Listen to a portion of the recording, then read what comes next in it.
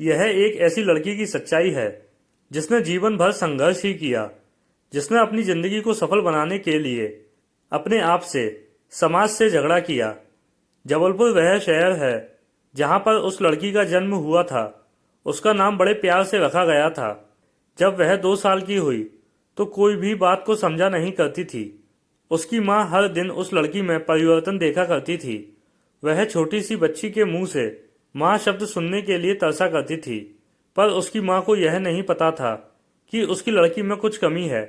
एक दिन अचानक से उस लड़की को दौरे पड़े और वह जमीन में लौटने लगी। यह देखकर उसकी माँ घबरा गई और भागकर डॉक्टर के पास ले गई।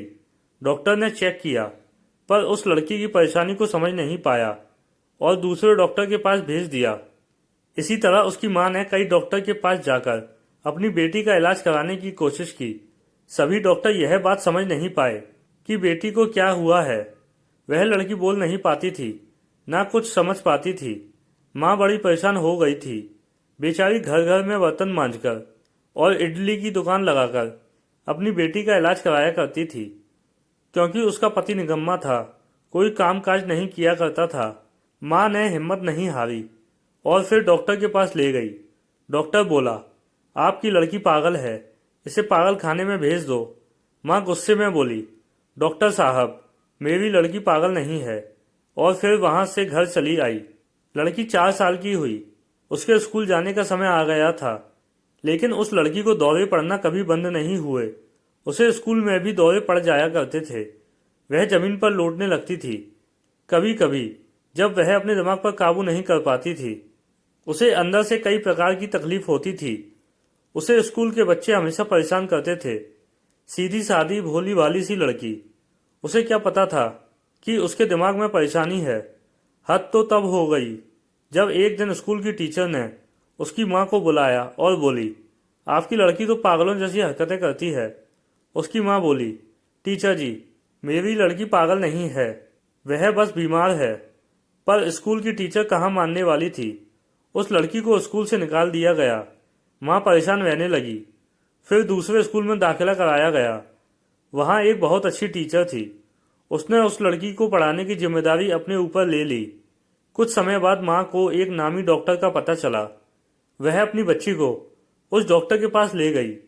डॉक्टर ने चेक किया और बताया कि आपकी लड़की पागल नहीं है। नाम बताओ जिसने इस लड़की को पागल कहा है, मैं इसे ठीक करूंगा। बस इसके पेट में एक पटार है जो धीरे धीरे इसके दिमाग में चढ़ने की कोशिश कर रही है, जिसकी वजह से इसको दौरे आते हैं। मैं इस पटार को निकालकर नए तरीके से इलाज करूंगा। डॉक्टर की मेहनत सफल हुई।